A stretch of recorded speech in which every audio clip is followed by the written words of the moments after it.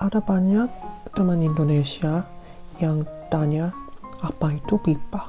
Sedangkan ada banyak kenangan yang buruk. Pengiriman cepat, gratis ongkir.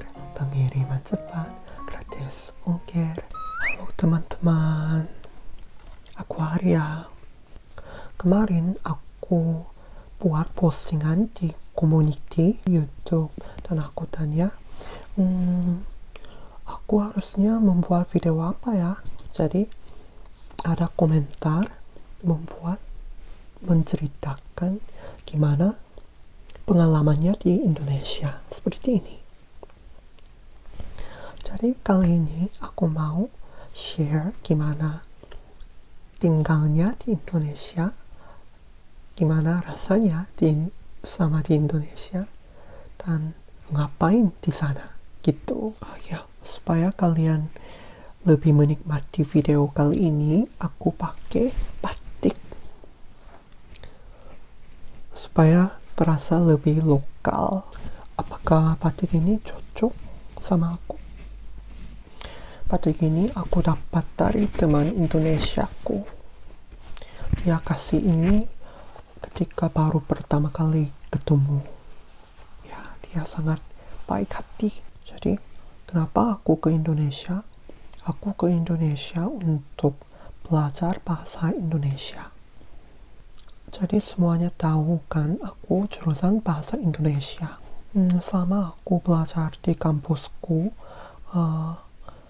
aku merasa kayak makin penasaran gimana suasananya di negara Indonesia. Jadi aku memutuskan untuk pergi ke Indonesia supaya belajar bahasa Indonesia lebih dalam dengan suasana lebih lokal gitu. Jadi dari bulan September tahun 2022 ke bulan Desember tahun yang sama, aku mengikuti program PIPA level 2. Ada banyak teman Indonesia yang tanya apa itu PIPA. Nah, aku mau jelasin secara singkat untuk yang belum tahu. Program PIPA itu program bahasa Indonesia untuk penutur asing. Jadi setahu aku program ini sudah ada di hampir semua universitas di Indonesia. Kalau aku belajar di Universitas Indonesia di Depok. Jadi aku tinggal di Depok dan menghabiskan kebanyakan waktu di Depok. Ya, di Depok. Dan kalau mau main, aku ke Jakarta. Rencana awalnya aku belajar sampai ke bulan Desember. Jadi cuma ikut program PIPA 2 dan langsung ke Korea dan belajar lagi di kampusku. Tapi karena waktu selama PIPA 2 aku sangat senang dan bahagia, gembira, menikmati belajar dan fokus ke bahasa Indonesia. Aku memutuskan untuk belajar terus bahasa Indonesia di program PIPA 3. Habis PIPA 2 di bulan Desember, aku masuk ke Korea lagi. Dan bulan Januari tahun 2023, aku kembali lagi ke Indonesia. Jadi sampai bulan April aku di Indonesia, di Depok lagi. Setelah PIPA 3 itu selesai, aku berwisata ke Bandung juga. Bandung itu sangat indah sekali. Pemandangannya gak bisa diekspresikan dalam bahasaku karena sangat indah sekali. Aku juga punya kenangan yang berkesan di Indonesia. Pertama itu waktu aku tinggal di PSC.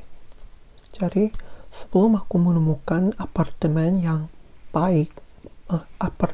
bagus, aku tinggal di PSC. PSC itu seperti guest house di dalam kampus UI. Di sana aku bertemu dengan Mas Chandra. Mas Chandra itu salah satu staf PSC dan dia sangat baik hati. Dia selalu tersenyum dan mau mengajak aku keluar kalau aku habisin waktu sendiri di rumahku, di ruanganku. Ya, dan dia juga share banyak informasi di sekitar di Depok. Jadi, itu tempat yang bagus, atau ya sudah pernah ke Mall Ion belum, gitu, seperti itu. Jadi dia sangat membuatku gak kesepian dan juga senang sama aku stay di PSC. Kedua itu Ibu Lia. Ibu Lia itu salah satu dosen dari BIPA UI. Waktu aku ikut BIPA 2, kami sempat untuk membicarakan apa kekurangan kami. Jadi aku bilang kekurangan aku itu aku salah satu orang yang introvert. Tapi Ibu Lia mengatakan bahwa kekurangan introvert itu bukan kekurangan, tapi salah satu cara untuk melindungi diri sendiri. Langsung aku dengar kata Ibu Lia, aku sangat terharu, dan juga aku mulai menganggap introvert itu bukan kekurangan. Jadi ya itu sangat kenangan yang berkesan kan. Jadi aku dapat energi yang positif banget dari Ibu Lia. Itu salah satu kenangan yang gak bisa dilupakan di Indonesia. Sedangkan ada banyak kenangan yang buruk. Jadi bukan sampai buruk, tapi kenangan yang shock gitu. Pertama adalah macet. Kalau hari libur, Korea juga macet jalannya, tapi Indonesia sangat macet. Tapi yang lucunya, teman Indonesia sudah terbiasa sama macet. Jadi aku tertawa. Yang kedua itu polusi. Jadi aku sering pakai masker kalau pesan motor di Gojek atau Grab. Ketika ada yang mau menipu aku, misalnya ada pengemudi yang menipu di Gojek atau Grab. Misalnya ketika aku pesan mobil, harganya misalnya 7.000, tapi habis aku turun dari situ, harganya tiba-tiba naik. Jadi pengemudinya tambah harganya, padahal kami gak lewat tol atau gak ada biaya parkir. Jadi itu sering terjadi dan aku sering marah-marah karena itu. Ya, karena harganya berbeda dengan aplikasinya. Jadi aku sering melaporkan ke aplikasinya. Jadi aku dapat kembali uang yang ditambah diam-diam. Itu. Yang terakhir itu ketika aku melihat selisih antara kaya dan miskin. Waktu aku pertama kali mengunjungi mall di Depok, Margo City, aku kaget karena di seberang Margo City ada rumah-rumah yang sudah tua atau kelihatan akan segera hancur, terjatuh, patah gitu. Di mana-mana ada selisih antara kaya dan miskin, tapi karena itu pertama kali aku langsung menemukannya, jadi aku merasa iba sama hal-hal seperti itu. Ya, nanti aku mau membantu orang yang kurang mampu di Indonesia di masa depan gitu. Nah, sekarang aku udah di Korea karena sudah lama aku balik dari Indonesia. Dan aku sudah lulus dari kampusku dan aku sekarang kerja.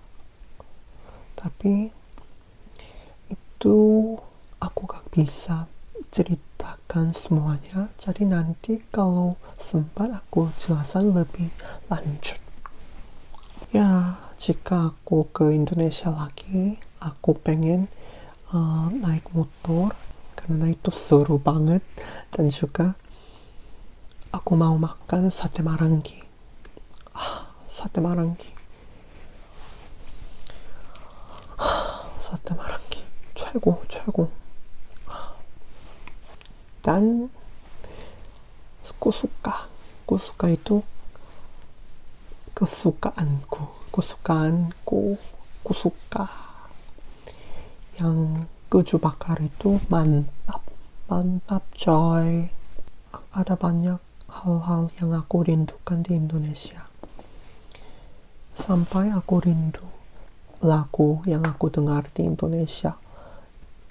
Semuanya tahu kan iklan Lazada, pengiriman cepat gratis ongkir, pengiriman cepat gratis ongkir, cepat dan gratis hanya di Lazada. Ya, lagu kayak gini, ini lagu favoritku. Aku pengen segera ke Indonesia lagi, dan jika aku menjadi terkenal di Indonesia, aku juga mau membuka fan meeting. Ya, semoga aja ya. Demikianlah cerita aku di Indonesia. Semoga kalian suka video ini. Oke, sampai jumpa di video selanjutnya.